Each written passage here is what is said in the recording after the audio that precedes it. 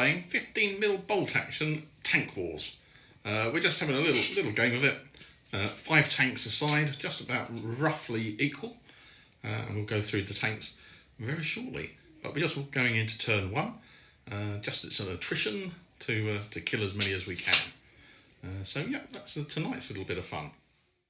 Tonight's game is just really a get to know bolt action and how order dice work. Phil's had one sort of small game of it, and this time we thought we'd do Tank Wars and get to grips with some of the vehicles and how they work.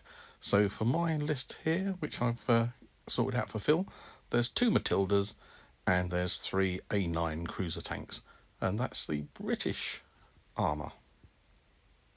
For the Germans, I do love early war Germans and German tanks.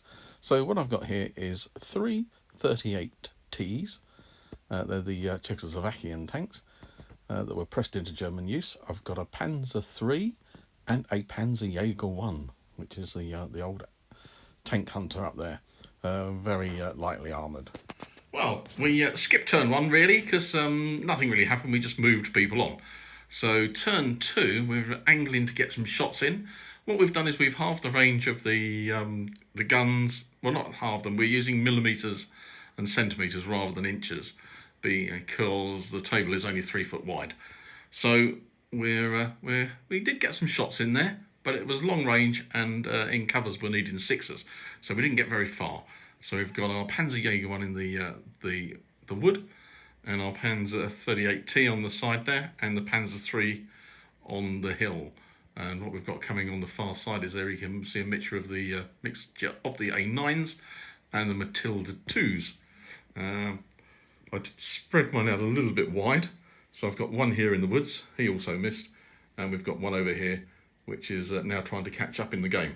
But that's the end of turn 2, so we'll move into turn 3. End of turn 3, and the problems of my little deployment, because I had the dice out first, and I did spread mine out a little bit, which meant Phil could sort of concentrate, so he's got all 5 of his tanks now coming over the hills to take on my little Panzerjäger 1, and he's managed to hit it twice, immobilising it, and giving it 2 pins.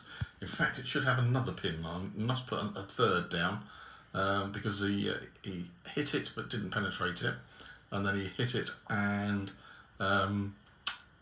glanced it and got the 2, so that should have 2 pins, and he hit it with another tank, so that gives it 3, so must add another pin to it. Over here my tanks were a little bit short of the mark and didn't hit anything. This one over here, yep, that one missed as well, and we're trying to run this one up to get a chance to get a shot in. So that was the end of turn 3. I'm not sure that Panzerjäger 1 is going to last very much longer. Phil's daring move with the A9 across the centre of the table paid the penalty, and the little 38T did get it with a shot and penetrated it and blew it up. Over on this side, unfortunately for Phil, most of his tanks missed, which was a bit of a shame because he did have the Panzerjäger 1 on the run. The Panzer III moved forward. This one's only got a light anti-tank, and it hit the A9 on the hill, penetrated it, immobilised it, turret jammed it, and gave it 2 pins. So that's not going too far this turn. Last dice out was mine for the Panzerjäger 1, and I've rallied it and got rid of the 3 pins, and I've advanced up the 38T into the wood. So he's now getting close to the action. So into turn 4, possibly. Into turn 4, and just the same damage, which is up. So the one burnt out A9, one up on the top of the hill, failed to rally. So had to go down and kept its 2 pins. Over this side, Phil has advanced up that one tank in the middle. A daredevil move, that. Will it pay off if he gets the first turn? What's the thing with bolt action? This one over here, we rallied that the turn before, took a shot at the Matilda, but it bounced off the Matilda, which is a bit of a shame because it's got the medium anti-tank gun. Despite showing me the flank for that Matilda just across there, this tank failed to hit it, and the other tank failed to hit it as well. So that was not so good. Trying to put a bit of pressure on this right hand side by moving these 2 38Ts up, and that prompted Phil to move that Matilda across to face them. So into turn 5, and we'll see how many tanks are going to be remaining at the end of it. Some interesting driving by the Matilda in the middle, changed course and has come through the centre, which means these two tanks didn't have a shot on him. The little tank there, the 38T, did take a shot at the tank on the hill but missed, which was a bit of a shame because by the end of the turn Phil was able to rally it and remove the 2 pins. His cavalry charge through the middle with the Matilda paid off. Despite my best efforts with the Panzer Jaeger 1, I did hit the Matilda, but it didn't do anything to it. So then the next dice out, Phil advanced the Matilda up and blew up the 38T, which was very unsporting, I thought.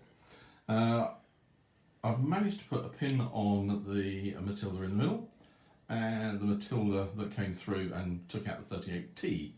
So that's as best as I've got on that one, and we'll see what we get from turn 6. Well, from going from 1-0 to the Germans to 1-1 to both sides, it's now 2-1 to the British, where the Matilda came up and took out the Panzer III. Did that by getting a hit and causing a fire, and then there was 2 pins, and I failed a leadership test. So there it is, on fire. Phil's moved up the tanks towards putting a lot of pressure on the Panzer Jaeger 1, because that's probably the easiest tank, one of the easiest ones to take out, being armour 7 on the front, and a big gun. But it has got 1 pin, despite me getting a shot on the side of Matilda with 2 tanks. I missed with 1 and just got a pin with the other. So it's proving to be a tough nut to crack, these Matildas. And they're the ones who are doing the damage, aren't they? Yeah, so the 2 Matildas have taken out the German tanks.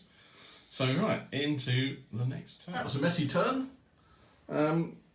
Lost the Panzer III in there, and we've lost the 38T. And I tried to activate the Panzer Jaeger 1, and it was a leadership test that was needed, and I failed it, so it went down, which then meant the A9 over on the far side took it out with a flank shot and blew it up very nicely. In the centre, I tried the first 38T, taking a shot at the Matilda, and failed to do any damage, but did put an extra pin on it, so it ended up with 2 pins. No, then 3 pins, wasn't it? Just trying to knock it out, and it didn't work. And then the tank on the top, I moved the 38T into its angle of fire, because it is turret jammed, but it does actually, the angle gets the 38T, and Phil did manage to get a shot and put 2 pins on it, and for its sins, it's now got 4. But the little 38T here redeemed itself. It came up, took a shot at the Matilda, and got a penetrating shot, set it on fire, and Phil needed 4. Because of the 5 pins, he needed 4 on 2 dice to save it, and rolled a 5. So close, but yet so far. So we're now moving in, and it's 3-2 to the British. Yes. We're not sure who's going to win this one. Phil's dice have suddenly come good. And so we've now lost 4 of the German tanks. A nice little move by the Matilda there to swivel to give its front to me.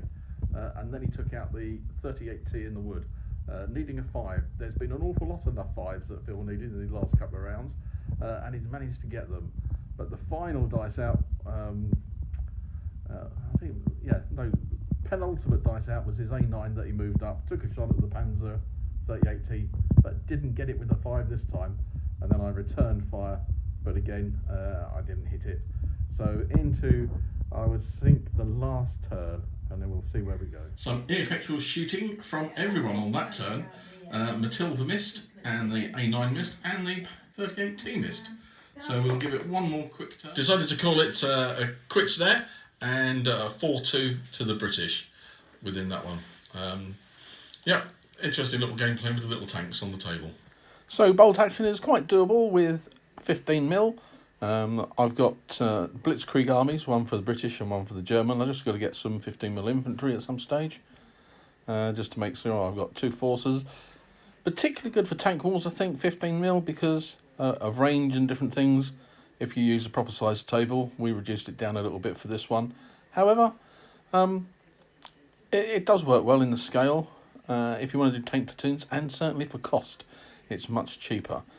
Anyway, hope you enjoyed it. It's going to be the last battle report against a real person in close proximity for some time. This one was recorded a little while ago, and I was saving them up as a sort of a bank to be used, and it's now being used.